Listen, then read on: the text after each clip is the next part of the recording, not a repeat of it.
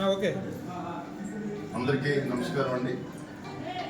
ఈరోజు జంగారెడ్డిగూడెం టౌన్లో 100 పడకలి government hospital దగ్గర మరి ఘట్టమనేని కృష్ణ గారు అంటే సూపర్ స్టార్ కృష్ణ గారి కోడలు మహేష్ బాబు గారి సతీమణి నమ్రత గారికి పుట్టినరోజు సందర్భంగా మరి మురళీ గారు ఈరోజు సత్యసాయి ట్రస్ట్ ద్వారా మీరు ఈరోజు రోగుల యొక్క బంధువులు ఎవరైతే ఎవరున్నారో రోగులకి ఉచితంగా అన్న సమారాధన కార్యక్రమం మరి ఇక్కడ ఏర్పాటు చేయడం జరిగింది.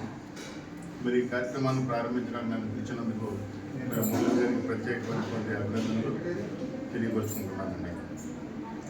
మురళీ అన్న ఇప్పుడు కుటుంబంలో ఒకరికే చేస్తారు. సూపర్ స్టార్ కృష్ణ గారికి జన్మదిన వేడుకలు చేసావు, తర్వాత వర్ధంతి చనిపోయి వర్ధంతి కార్యక్రమాలు చేసావు.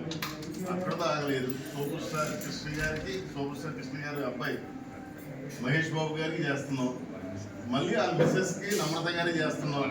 అక్కడతో ఆగలేదు. వాళ్ళకి 2 పిల్లలు ఉంటే 2 పిల్లలకి కూడా జన్మదిన చేస్తున్నాం. అంటే నేను అనుకోవడం ప్రతి కార్యక్రమం అంటే కేకులు ఎందుకోసమో నాకు తెలియదు, అంతేకాకుండా ఎన్ని సేవా కార్యక్రమాలు చేస్తున్నావో తెలియదు. కానీ నిజంగా సూపర్ స్టార్ కృష్ణ గారి కుటుంబం మాత్రానికి మీ అంత విద్యార్థులకు వాళ్ళకి అదృష్టం. ప్లస్ నాకు తెలిసింది తెలంగాణలో కానీ ఆంధ్రలో కానీ ఇంత వీరభక్తులు ఎక్కడ ఉంటాయండి.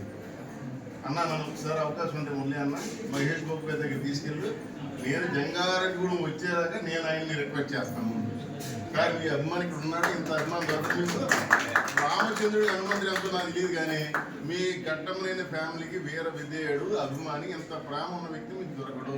ఎందుకంటే ఎన్ని సేవా కార్యక్రమాలండి. వాటర్ 360 రోజులు వాటర్ ఇవ్వడం, లేకపోతే చదువుకునే పిల్లలు ఎవరు వాళ్ళ పుస్తకాలు ఇవ్వడం, భోజనాలు పెడతాం, కేకులు కట్ చేయడం, ఎన్ని సేవా కార్యక్రమాలు. ఆయన ఆర్థిక పరిస్థితి కూడా పెద్ద స్థాయి ఏం కాదు. వాళ్ళ పిల్లలను పోషించుకుంటూ ఫ్యామిలీని తీసుకుంటూ అన్నా నీకు ఫ్యామిలీ కూడా మొత్తం 30-40 మంది అంటే వాళ్ళకి కేక్ పోయడం నాకు 100 కేక్ వస్తాడు అనిపించింది. ఏమన్నా చాలా సంతోషం. మురళీగా అంటే చాలామందికి అభిమానులు ఉంటారండి. వాళ్ళు ఎంతసేపు ఏం చేస్తారంటే తన గురువు దగ్గర అతని దగ్గర ఏదైనా లబ్ధి ఏదైనా దొరకకపోతే వెంటనే ప్లేట్ మార్చి కూడా దగ్గర వెళ్ళిపోతాడు. కానీ కృష్ణ గారు ఏమి ఇచ్చారో మనకు తెలియదు.